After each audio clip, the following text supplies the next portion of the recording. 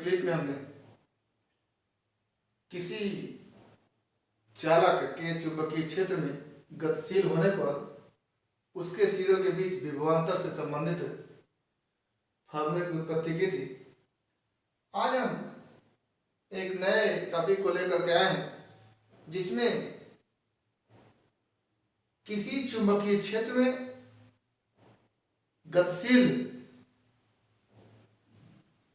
चालक के अंदर मुक्त इलेक्ट्रॉनों पर लग रहे लॉरेंज बल के आधार पर विद्युत चुंबकीय प्रेरण की व्याख्या एवं फैराडे के नियम की उत्पत्ति। तो यहां पर हम एक चुंबकीय क्षेत्र बी में यदि कोई चालक गतिशील है तो उस पर लग रहे लॉरेंज बल के आधार पर विद्युत चुंबकीय प्रेरण की व्याख्या करेंगे और फिर इसी के तहत फैराडे के नियम की उत्पत्ति को भी देखेंगे। तो इस चित्र में जैसा कि आप देख पा रहे हैं, ये क्रॉस से चुंबकीय क्षेत्र को दिखाया गया है और क्रॉस ये निर्देशित करता है कि चुंबकीय क्षेत्र की दिशा इस बोर्ड के तल के लंबवत अंदर की ओर है। तो यहां एक चुंबकीय क्षेत्र बी तल के लंबवत अंदर की ओर है और इसी चुंबकीय क्षेत्र में एक यू आकार का चालक तार है जिस पर एक और चालक तार जे की लगा हुआ है और इस तरह से है कि इस पर ये चलनशील है, गतिशील है या इस पर यह गतिशील हो सकता है। और ये चालक तार भी वेग से दाईं ओर गतिशील है। ऐसी स्थिति में इसके पहले भी हम पढ़ चुके हैं कि इस चालक तार के अंदर जितने भी मुक्त इलेक्ट्रॉन होंगे उस पर लॉरेंज बल Fm नीचे की ओर लगेगा और यह मुक्त इलेक्ट्रॉन नीचे की ओर गतिशील होगा। ऐसी स्थिति में इस इलेक्ट्रॉन के जे से के की तरफ गतिशील होने के कारण चूंकि ये परिपथ जे के एल एम पूर्ण है, इलेक्ट्रॉन की गति जे के एल एम से होते हुए जे से पुनः इस रेक्टेंगुलर पथ पर यह गति करेगा। ऐसी स्थिति में जब इलेक्ट्रॉन रेक्टेंगुलर पथ पर गति करेगा तो इलेक्ट्रॉन के गति के विपरीत दिशा में धारा एंटी क्लॉकवाइज डायरेक्शन में होगा और किसी समय यदि इलेक्ट्रॉन की गति के कारण इस परिपथ में धारा I बह रही हो तो आप ये भी जानते हैं कि इस चालक तार में धारा I बह रही है। तो ऐसी स्थिति में इस पर लगने वाला लॉरेंज बल I × L × B होगा। तो लॉरेंज बल यानी चालक तार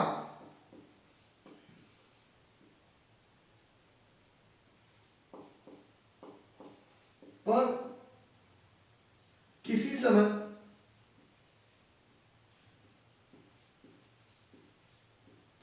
धारा I के कारण लगने वाला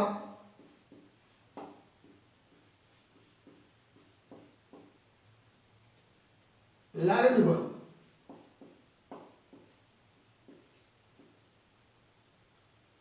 बल F बराबर I × L × B होगा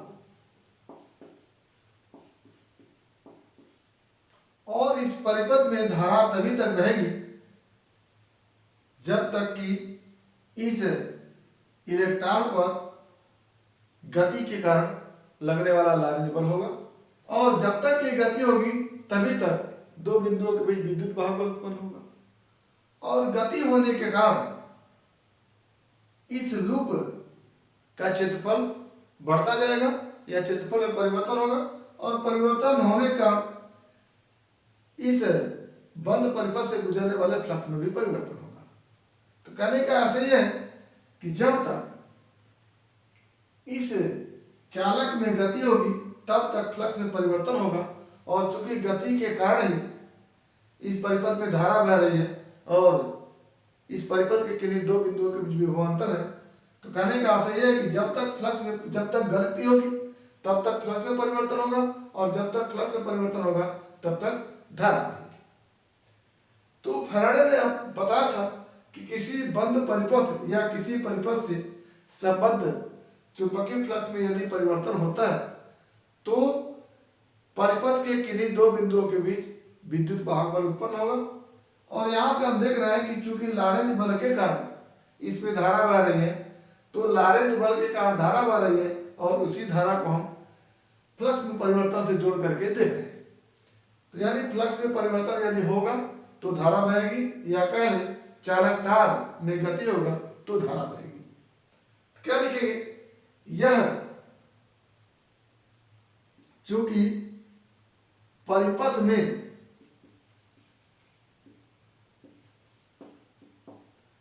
धारा का प्रवाह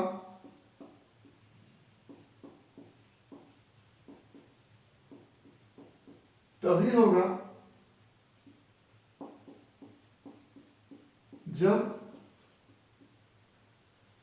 इलेक्ट्रॉन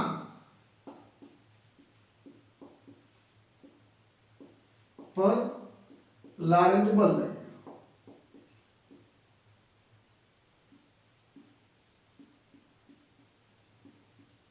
लगेगा, और यह बल तभी लगेगा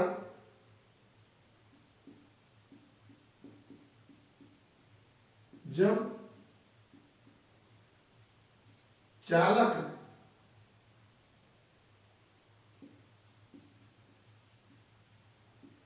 जे के में गति होगी। अतः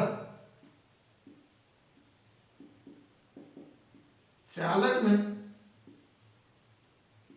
गति के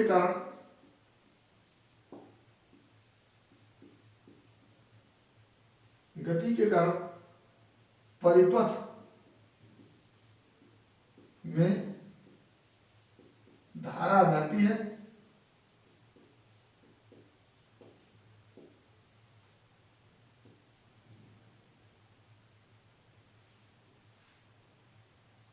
और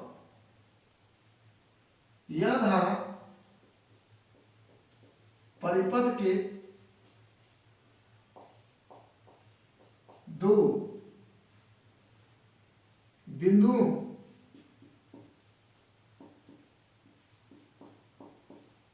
के बीच विद्युत वाहक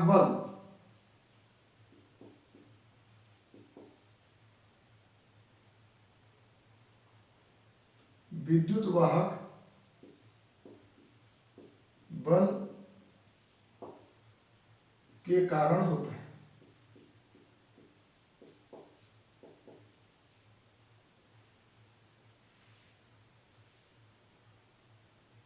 चूंकि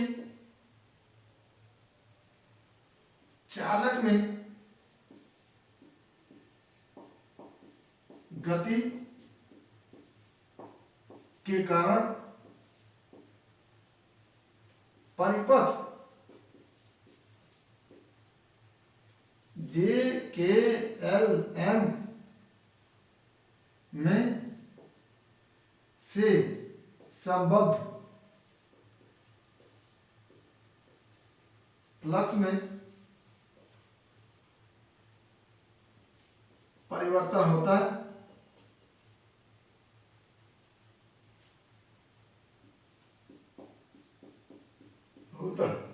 अतः संक्षेप में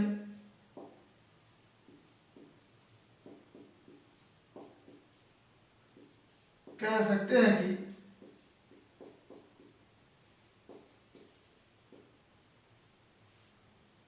लॉरेंज बल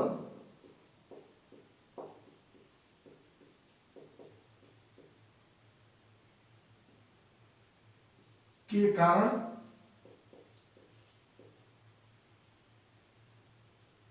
प्रेरित विद्युत वाहक बल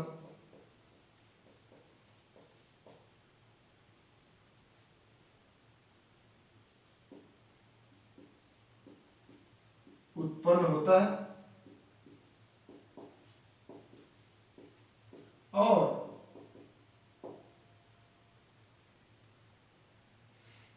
गति के कारण लॉरेंज बल एवं फ्लक्स में परिवर्तन होता है।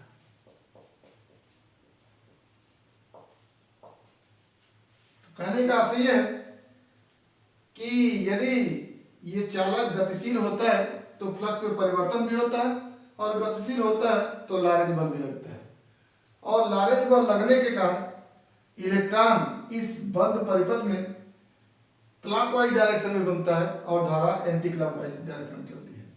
क्योंकि परिपथ में धारा बहती है इसलिए कहा जा सकता है कि परिपथ के किन्हीं दो बिंदुओं के बीच विभवांतर होगा और यही विभवांतर प्रेरित विद्युत वाहक बल होता है।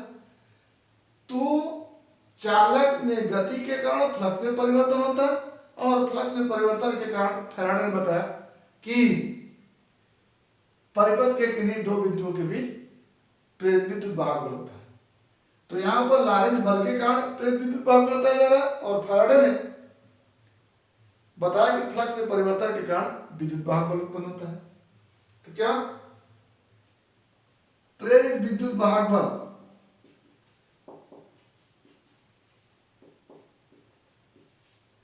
वाहक बल का कारण नंबर एक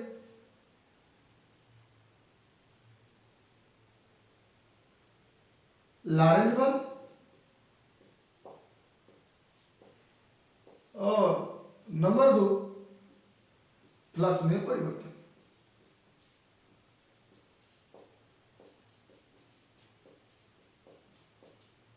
तो फैराडे ने जिसको फ्लक्स में परिवर्तन के कारण प्रेरित विद्युत वाहक बल को बताया उसी को हम लॉरेंज बल के आधार पर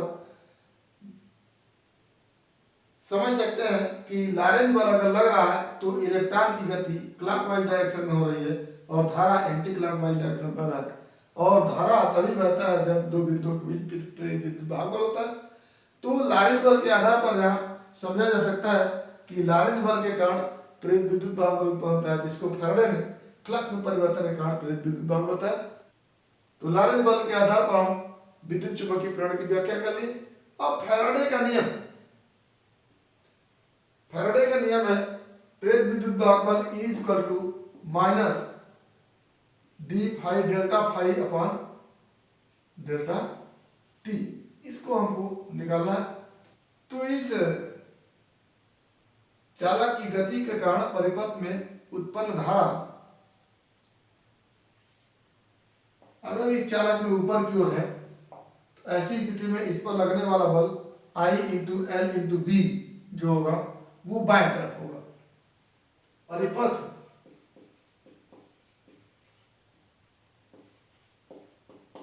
में बह रही धारा I के कारण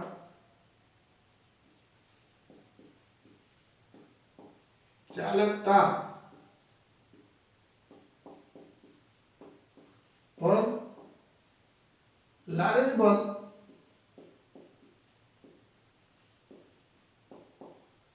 F बराबर आई एल बी बाईं ओर लगेगा।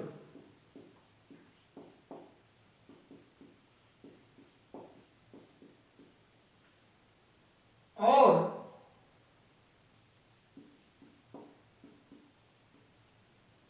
इस बल के विरुद्ध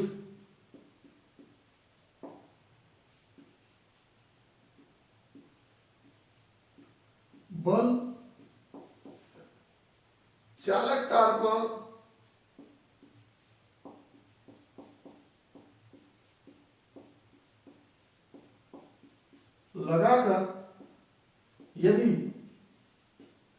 इसे डेल्टा एक्स विस्थापित किया जाए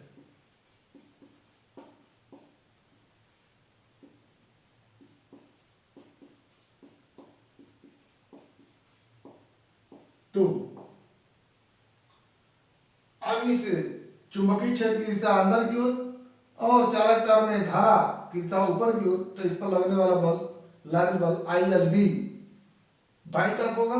और इस बल के विरुद्ध यदि हम इसी के बराबर बल लगा करके x विस्थापित करें तो इस चालक तार पर किया गया कार्य कितना होगा उसको हम देखेंगे।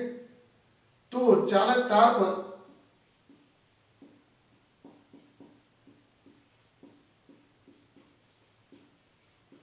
किया गया कार्य W बराबर -ILB इंटू dx। माइनस इसलिए कि इस बाईं ओर लगा रहे लॉरेंट बल के विरुद्ध बल लगाकर हम dx विस्थापित कर रहे हैं। अब यहां से W इक्वल टू हो जाता है -I into B into L into dx upon dt कहते हैं और गुणे dt कहते हैं। तो इस तरह से किया गया कार्य ILB dx में dt से डिवाइड करके dt से मल्टीप्लाई कर दिया तो ये बन के आता हमारा W equal to -ILB V into dt। और यहीं से हम लिख सकते हैं W equal to -LBV into IDT। ये IDT जो है यदि I धारा को dt समय अंतराल तक प्रवाहित किया जाए तो किसी बिंदु से गुजरने वाले आवेश dq equal to I into dt हो सकता है। तो यहां से हो जाता है W equal to -LBV into dq। अब एकांक आवेश को प्रवाहित करने में किया गया क्या, एकांक आवेश को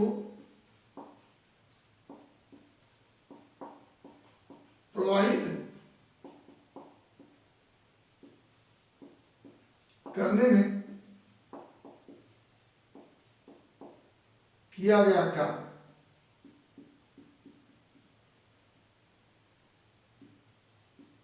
कार्य बराबर विभवांतर V,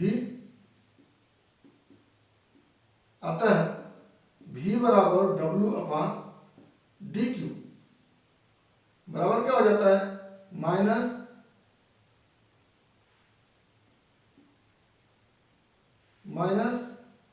LBV dq अपान dq।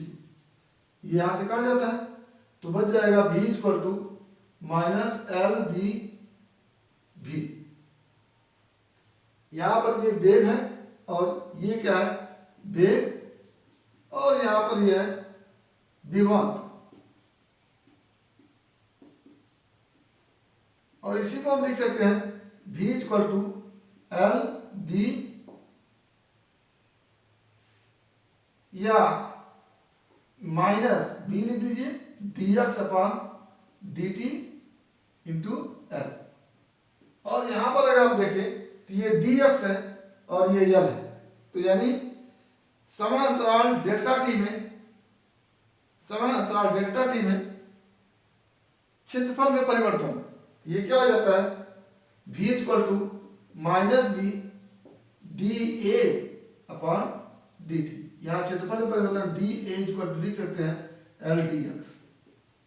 और ये जो होता है V इक्वल टू हो जाएगा -d फाई अपॉन dt।